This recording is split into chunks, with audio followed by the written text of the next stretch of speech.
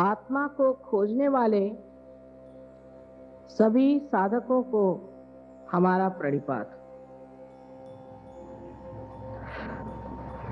आज का स्वर्गीय संगीत सुनने के बाद क्या बोले और क्या न बोले, विशेषकर श्री देवदत्त चौधरी और उनके साथ तबले पर साथ करने वाले श्री गोविंद चक्रवर्ती, इन्होंने इतना आत्मा का आनंद लुटाया है कि बगैर कुछ बताए हुए ही मेरे ख्याल से आपके अंदर कुंडलिनी जागृत हो गई हो।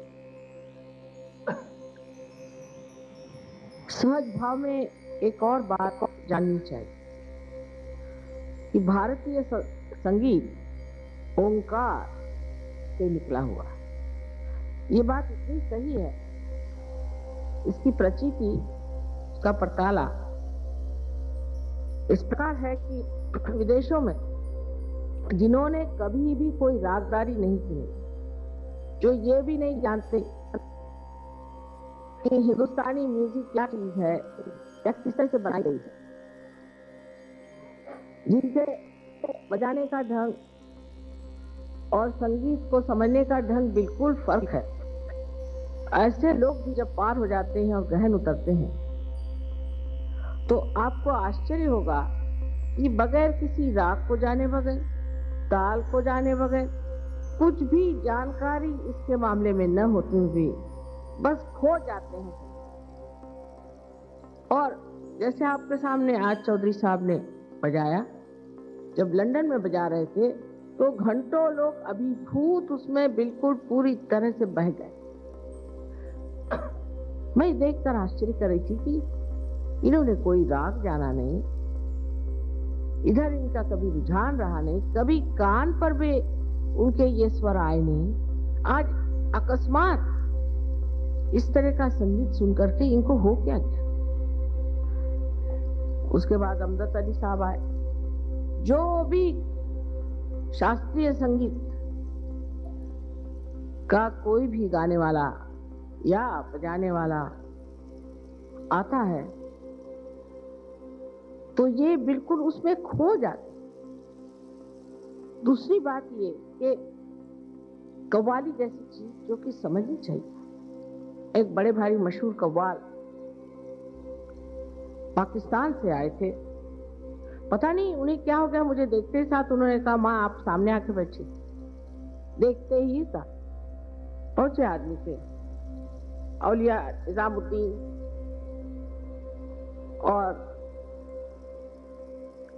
चिश्ती शरीफ के दरगाह पे लिखे हुए इतनी सुंदर कव्वाली उन्होंने कही।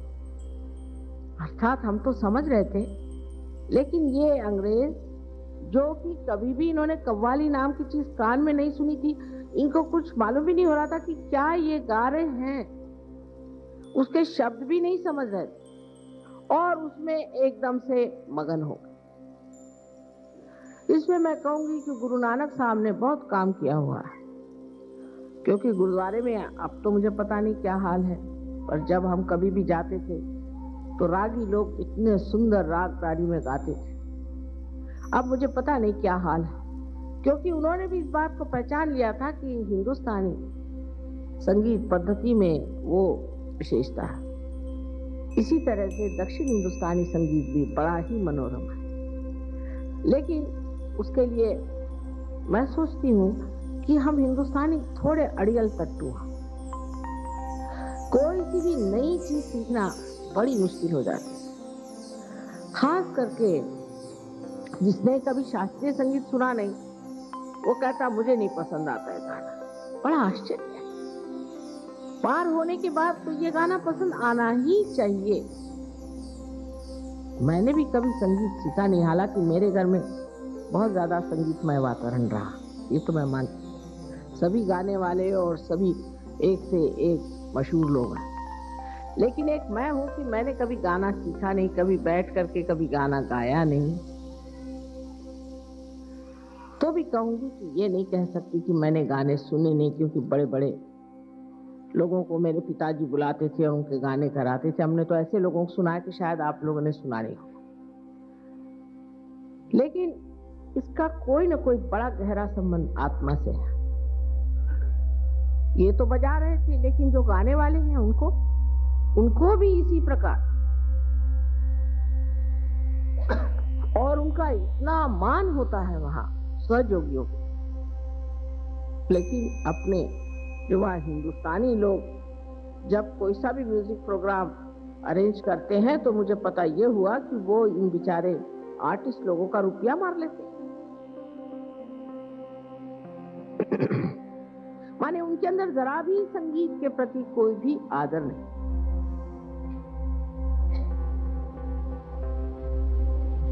कुछ हिंदी भाषी लोगों में ये भी जिद होती है कि दूसरे किसी की भाषा ही नहीं सीखते। जैसे अंग्रेज का हाल, एक बार आप अंग्रेजी सीख लेते हैं फिर आप कोई भाषा सीख नहीं सकते।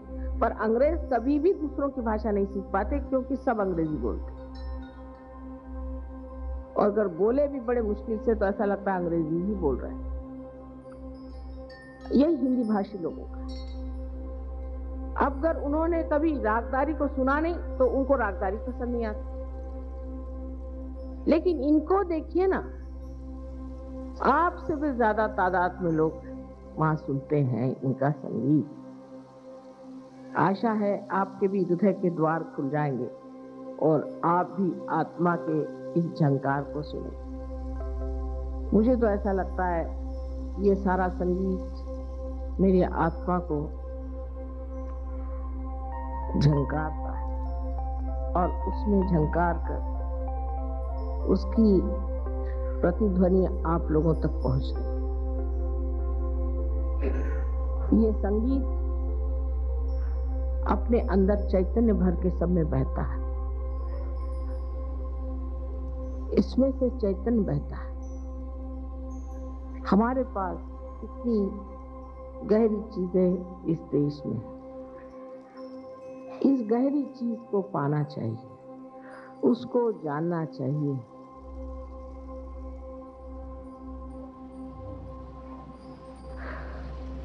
तब आप समझ पाएंगे कि आत्मा की गहराई आपके अंदर जम गई।